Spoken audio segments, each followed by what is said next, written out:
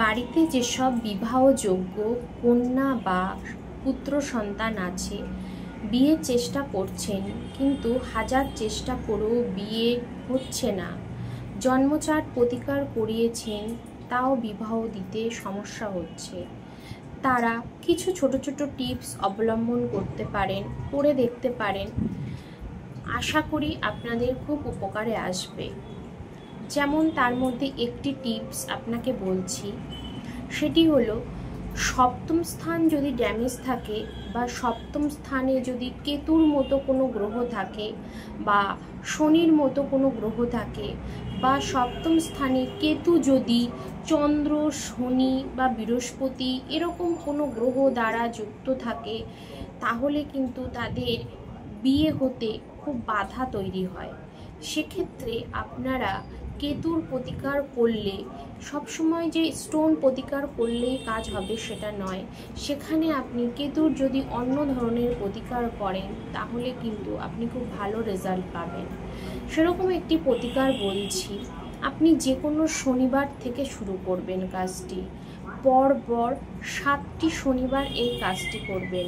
আশা করি দেখবেন 3টে শনিবার করার সঙ্গে সঙ্গে আপনি অনেক ভালো রেজাল্ট পাচ্ছেন। কাজটা কি করতে হবে, বাজারে আমাদের এখন ছোট বাচ্চাদের পরানোর জন্য যে কাজল লতা পাওয়া যায়, ছোট যে 5 টাকা 10 টাকা করে নেয়, যে ছোট যে কাজলগুলো হয়, সেই কাজল কিনে নিয়ে আসবেন। সেই কাজলটি সন্ধেবেলায় একদম গধূলি লগ্ন, যেটা মানে যখন সূর্য অস্ত যাচ্ছে ঠিক সেই সময়টা আমাদেরকে দেখে নির্দিষ্ট করে নিতে হবে। সেই সময় থেকে আধ ঘন্টার মধ্যে, তার বেশি যেন না হয়, তাহলে কিন্তু কাজটি করলে আপনারা সফল পাবেন না। সেই সময় ওই কাজল লতাটি আপনারা যে কোনো আম গাছ বা অশ্বত্থ গাছের তলায় যদি আপনার মনস্কামনা জানিয়ে আপনি পুঁতে দিতে পারেন, তাহলে দেখবেন আপনার ছেলে বা মেয়ের যে বিয়েতে বাধা তৈরি হচ্ছিল, সেই বাধা অনেকাংশে কেটে যাবে।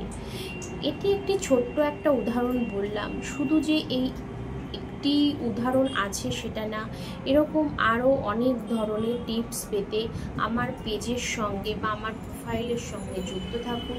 ভালো থাকলে লাইক, কমেন্ট, শেয়ার করবেন। দরকার হলে ফোন নাম্বারে কল করে আরও ডিটেলসে কিছু জানতে পারবেন।